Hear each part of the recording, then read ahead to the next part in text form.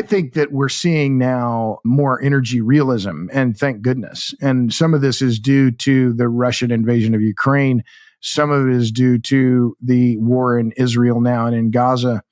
But I think it is very apparent. And if we're going to talk about money and commodities and assets, I'm bullish on hydrocarbons. I think, oil and gas are here to stay. They are not going away.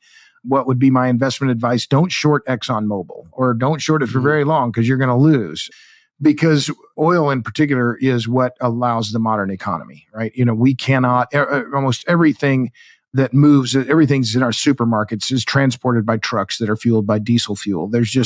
Or gasoline, mostly diesel fuel. So these are irreplaceable commodities for the near term. And by that, I mean the next 20 to 30 to 40 years. I don't see any way that they will be replaced. So, it's interesting your podcast is about the future of money, because I've been thinking about this a lot, about where is value? Given the enormous amounts of national debt that we have now, we're going to pay $1 trillion on our debt service this year. We're going to pay more to service our debt than we're going to spend on defense. So what makes sense? And I don't know. I ask people all the time. I'll ask you, what makes sense in today's world? What is investable now? And here's my scenario. Well, I know it's your podcast, but I'll ask you the question.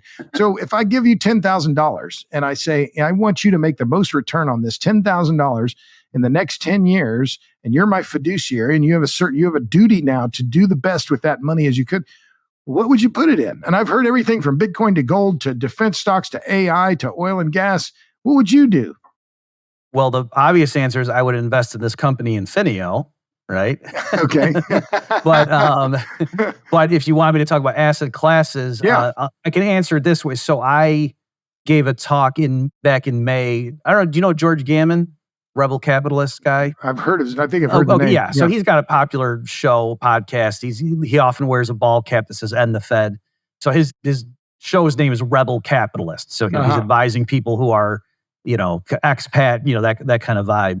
But in any event, I gave a talk there about AI. So I think AI is going to revolutionize industry. Like at first, maybe just like businesses that rely on telecommunication or, like remote workers, because that's the easiest to like replace with a, mid-level or augment. I actually don't think they're going to replace it. I think it's more like one worker now is going to do 5 times as much using these things. Yeah. But so I think that's going to be a big boost. And so then the issue was, well, what do you do? And so I thought, okay, well, on the one hand, you might be worried like, oh, so, our wages might go down, in the sense it's like all these workers are going to flood the labor market, these virtual workers.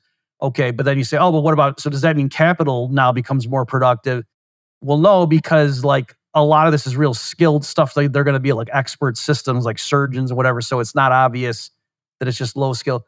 And so where I landed was to say, at least in the medium term, I thought real estate, like whatever the robots and computers do, it's not that there's going to all of a sudden be twice as much land. Yeah. And so I thought that, like just in terms of, broad asset classes, that I thought, having gone through that consideration, my outlook on real estate was better. And, natural resources more broadly construed. So lining what you're saying, like, if I owned a bunch of natural gas deposits right now, I would think those would be more valuable than I would have thought 3 years ago.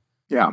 So, and I tend to agree on the real estate part of it, but I think that, to me, it's a confounding time. And you asked me about what do I see in the future? Well, geez, I mean, I tend to be bullish on oil and gas, but if China goes south, well, then the whole world economy goes south, and that's terrible. That's bad for oil prices, right? But these are irreplaceable commodities.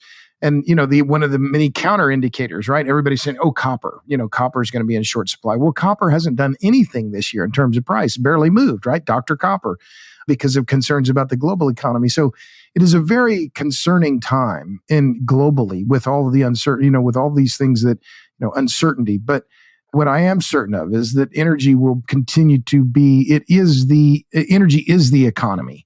And the U.S. is still in an incredible, I'm long the U.S. I think the U.S., for all of our faults, all of its faults, we still are in an incredibly powerful position relative to the rest of the world when it comes to geographics, when it comes to geography, demographics, natural resources, rule of law.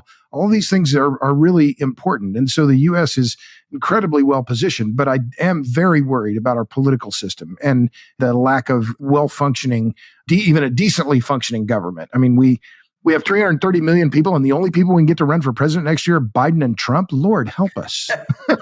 Hey, everybody, this is Bob Murphy. Thanks for listening to this clip from the Infi podcast. If you like what you heard and want to hear more, please consider subscribing and share this video with others. We've got new episodes dropping every Friday with more insightful discussions. Stay tuned.